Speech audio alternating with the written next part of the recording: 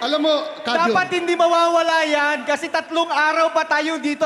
walang iwanan! Walang iwanan! Walang iwanan! 3 araw! Napanood nyo naman yung mga pinalabas, di ba? Mga kababayan, mga kapatid, yung mga kababayan natin nakalubog sa tubig baha. Yan na naman ang sinasabi ko sa iyo. Ah, May sasabihin ka na naman. Sasabihin ako eh. Wala kasi yung EBP, naipalabas na. Naipalabas na, Pero babalikan mo. Pero binabaha, Ah, di ba? sige. Kawawa ba o hindi?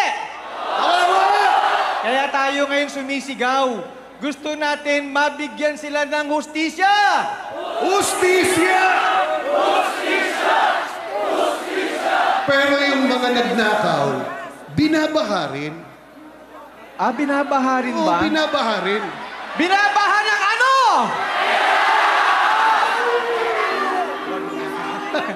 Wag na.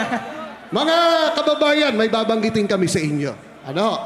Kasi kanina binanggit na namin to pero may hindi pa nakarinig. Nagtataka sila bakit daw tayong mga iglesia ni Kristo narito at nagrarally.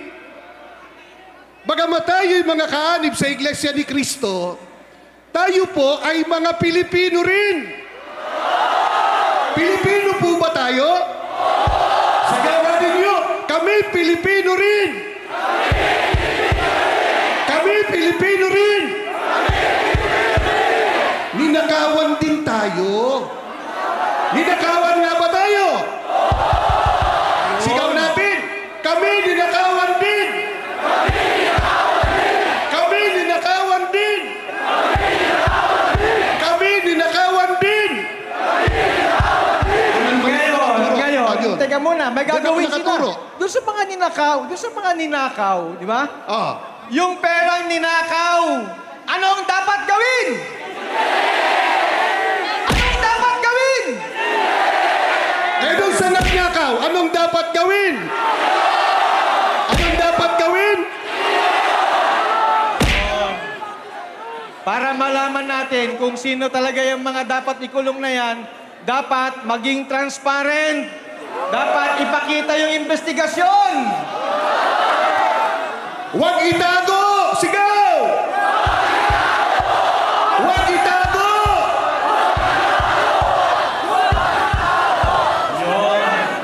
At para tayo ay bigyan lalo ng linaw na ginagawa Yes, opo, natin opo. ngayon dito, kapatid na Jerry, ay tawagin na natin. Apo, Gusto mo magsasalita? mayroon pong magsasalita po sa atin para bigyang linaw po ang ilang mga issues tungkol po sa nagaganap na napakalaking nakawan sa kabangyaman po ng ating bansa.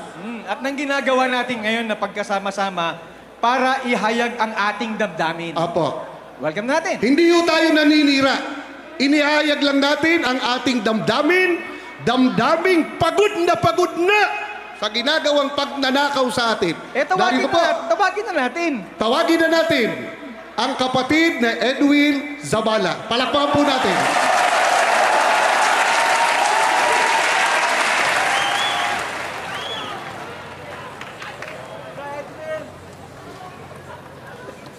Mga kababayan, magandang araw po sa inyong lahat. Ang isa po sa mga panawagan natin sa rally na ito ay ang ukol sa transparency o paglalantad ng katotohanan. Sapagkat karapatan ng bawat isa na malaman kung ano ang totoo. Huwag po nating kalilimutan, buwis ng mga mamamayan ang ninakaw ng mga korap. Kaya dapat lang nagawing bukas sa taong bayan ang mga investigasyon. Kaya ang ating pagtitipong ito ay isang mapayapang panawagan na marinig, madama ng mga nasa kapangyarihan ang tinig ng sambayanan. ipakita ang totoo, ilantad ang katiwalian, tuntunin at pangalanan ang mga sangkot, lalo na ang utak ng katiwalian. Hindi dapat itago sa taong bayan ang mga katiwalian at mga magnanakaw, kundi dapat ilantad upang mapanagot at huwag nang pamarisan. Kaya sa isasagawang investigasyon tungkol sa napakalaking nakawan sa kaban ng bayan, ang ating panawagan, simple. Ang ating panawagan, madali pong maunawaan. Maging tapat, maging lantad, huwag ikubli ang mga guilty sa kumot ng kasinungalingan at pagtatakipan.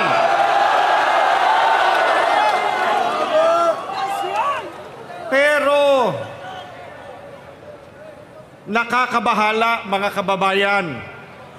May ilan sa mga nasa gobyerno, media, mga abogado at maging ilang political analysts na matatalino sana, may kakayahan magpaliwanag ng tama at totoo, ngunit tila nais baluktutin ang batas upang pagtakpan ng mga sangkot sa korupsyon. Hindi po ba ito ang tuwirang kabaligtaran ng transparency na hinihingi ng taong bayan? Lalo pong nakakabahala na kung sino pa yung tumitistigo para matunton yung mastermind ng korupsyon, sila pa ang iniimbestigahan, sila pa nais kasuhan. Mga kababayan, saan po kayo nakakita na yung tumutulong sa investigasyon para mapalitaw ang punot dulo ng katakot-takot na nakawan sa gobyerno ang siya pang sinisiraan? Hindi po ba masyado namang halata na concerted effort ang mga ito para talukbungan ang katotohanan at iligtas ang mga pinakanakinabang sa nakawan? Meron tayong pwedeng sabihin sa kanila, halata kayo. Ano nga sila? Ano nga? Hanggang sa dulo, iparinig natin sa kanila. Ano yon?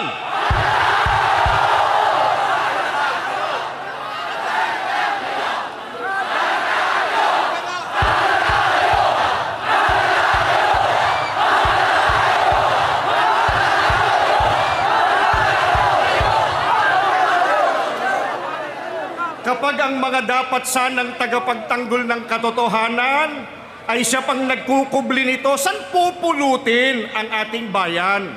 Mga kababayan, payag po ba kayo na itago sa atin ang investigasyon at pakawalan ng mga tunay na mastermind ng korupsyon? Payag ba kayo?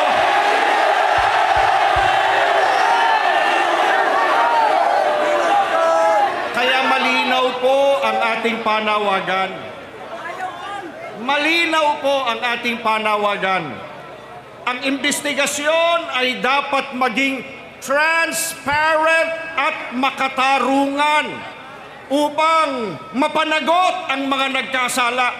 Sapagkat kung meron pong pagtatakip, kung meron pong manipulasyon, kung ang batas po ay babaluktutin upang maprotektahan ang mga makapangyarihan, hindi kailanman maghahari ang katarungan at mananatili po na biktima ang sambayanan.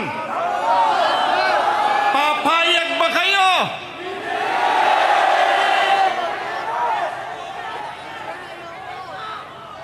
Isipin po ninyo, isipin po nating lahat, papaano natin paniniwalaan ang mga konklusyon at resulta ng investigasyon kung sila-sila lang ang nagtatanungan?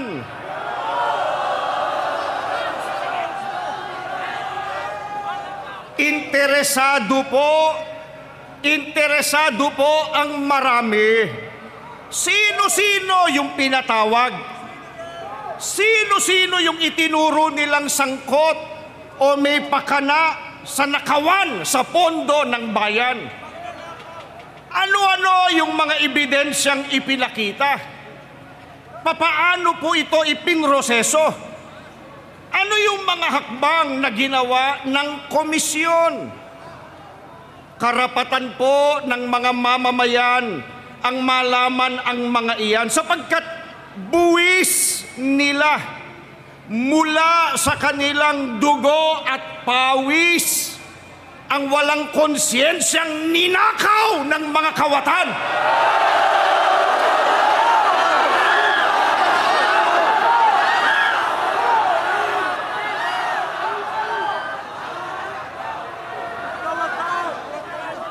Napanood po natin kanina yung video nung mga ilang... Napansin po ninyo yung sinabi nung isa sa mga biktima? Panawagan niya doon sa mga kawatan. Ang sabi niya, makonsyensya kayo.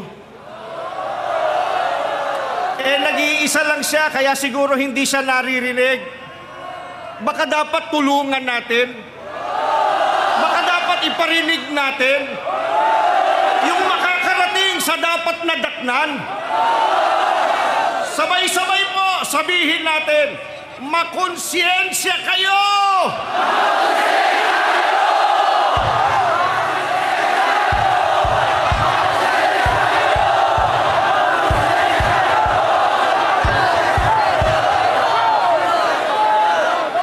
Mga kababayan, magbibigay po tayo ng halimbawa.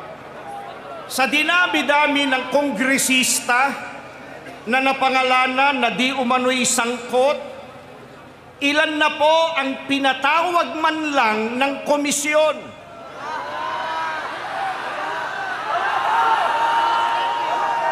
Ilan na ba sa kanila ang inirekomendang kasuhan? Bakit tila kakaunti lang sa kanila ang nasa listahan ng pinakakasuhan? Paano po yung mga hindi man lang ipinatawag?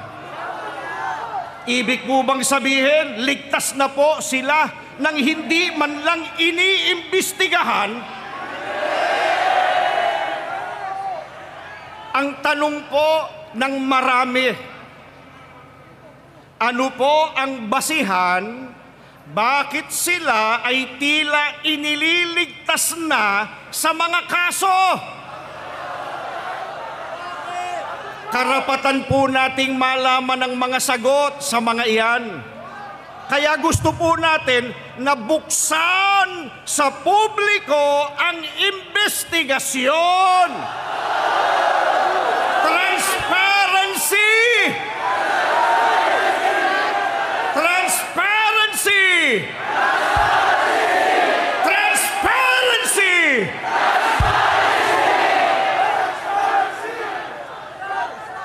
Mga kababayan, maging ang pagpapalutang ng mga isyu na lihis sa pagtunton sa ugat ng katiwalian, isang uri po iyan ng pagtatakip na salungat sa transparency na hangad ng marami. Halimbawa po, para malihis lang ang usapan, ewan namin kung napapansin ninyo, pilit inaangguluhang ang mapayapang pagkilos na ito ay bahagi raw ng planadong destabilisasyon sa gobyerno.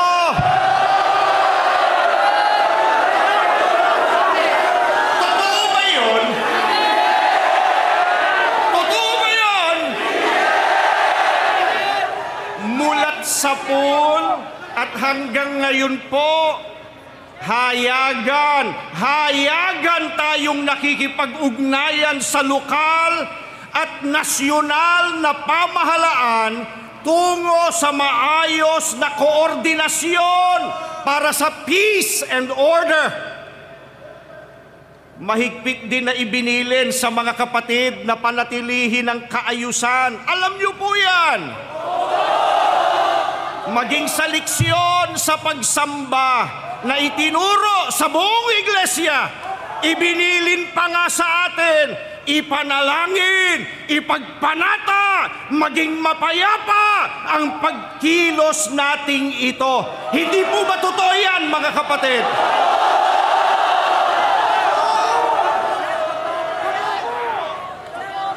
Kaya malinaw po, napakalinaw po, ang walang batayang pagpaparatang at pagdadawit sa iglesia sa kung ano-ano ay isang coordinated diversionary tactic. Inuulit po natin, ito ay isang coordinated diversionary tactic. Isang pagtatangkang iwasan na sagutin ang tunay na issue batay sa mga naglilitawang ebidensya. Kaya ang paalala po natin sa mga nasa likod ng paninira, kung merong dapat harapin, iyon ay ang katotohanan, hindi ang paglikha ng mga istoryang halatang halata, pantakip sa tunay na issue.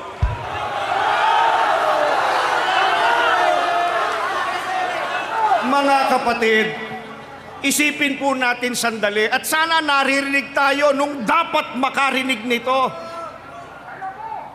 Tayo na nga ang ninakawan, tayo pa ang inaakusahang nagde-destabilize. Tatanungin po namin kayo, tayo ba ang nagnakaw? Tayo ba ang nagnakaw? Tayo ba ang nagnakaw? Hindi nga tayo ang nagnakaw. Tayo ay ano? Tayo ang ninakawan. Pagkatapos tayo pa, nung magreklamo tayo, tayo pang inaakusahan. Payag kayo? Baka payag kayo? Ang transparency, hindi lamang prinsipyo ng mabuting pamamahala. Ito po ay utos ng katwiran. Kapag bukas ang proseso, kapag lantad ang katotohanan, nagkakaroon ng tiwala ang mga mamamayan. Ngunit, kapag may pagtatago at panlilinlang, lumalaganap ang kawalan ng tiwala, lumalaganap ang galit, lumalaganap ang pagkakawatak-watak. Kaya, kung nais nating makamit ang kapayapaan, dito po sa ating bansa, kailangang manaig at mailantad muna ang katotohanan. Katotohanan ang dapat ilantad. Iparinig natin sa kanila ano po dapat gawin sa katotohanan. Iparinig! Mahina raw!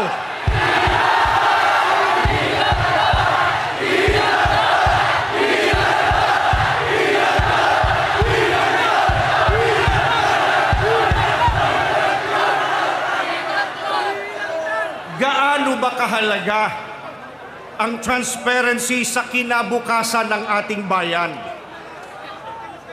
Kapag ang mga kabataan ay lumaki na nakikita na ang katotohanan ay pwedeng itago, ang kasalanan pwedeng pagtakpan, mawawala ang tiwala nila sa sistemang dapat sana'y nagtatanggol sa kanila.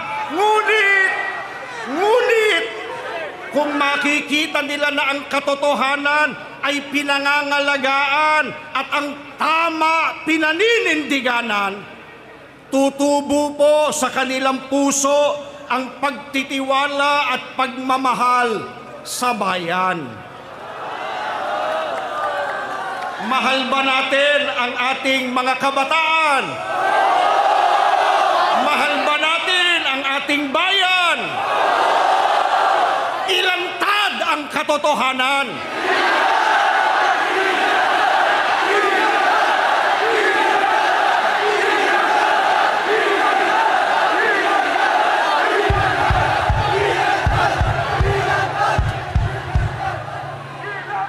Kaya't ang panawagan natin para sa transparency, hindi lamang po para sa kasalukuyan, kundi para sa mga susunod na henerasyon ng mga Pilipino.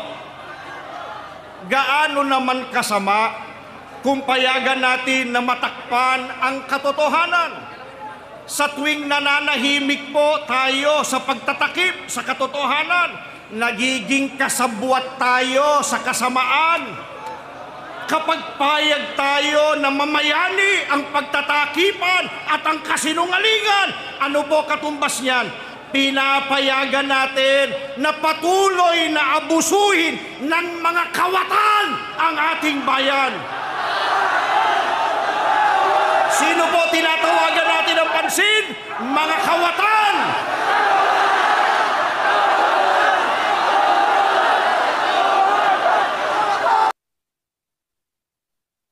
Kaya ngayon, tumitindig po tayo, mga kababayan.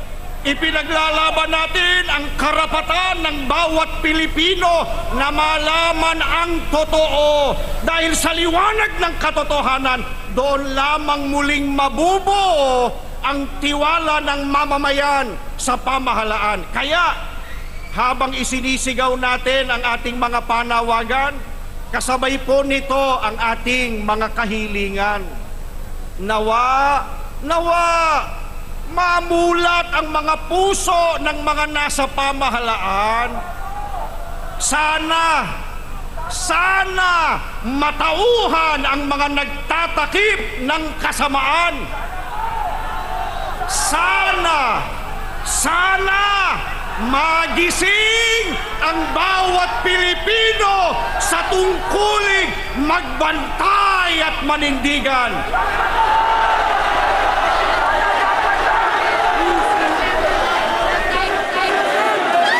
Sapagkat sa panahong ito po ng kawalan ng katiyakan, ang pagiging tapat at totoo ang pinakamataas na anyo ng pagmamahal sa ating bayan.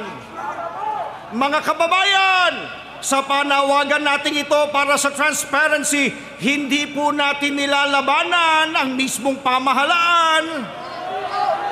Ang ating nilalabanan ay ang kasinungalingan at kasamaan.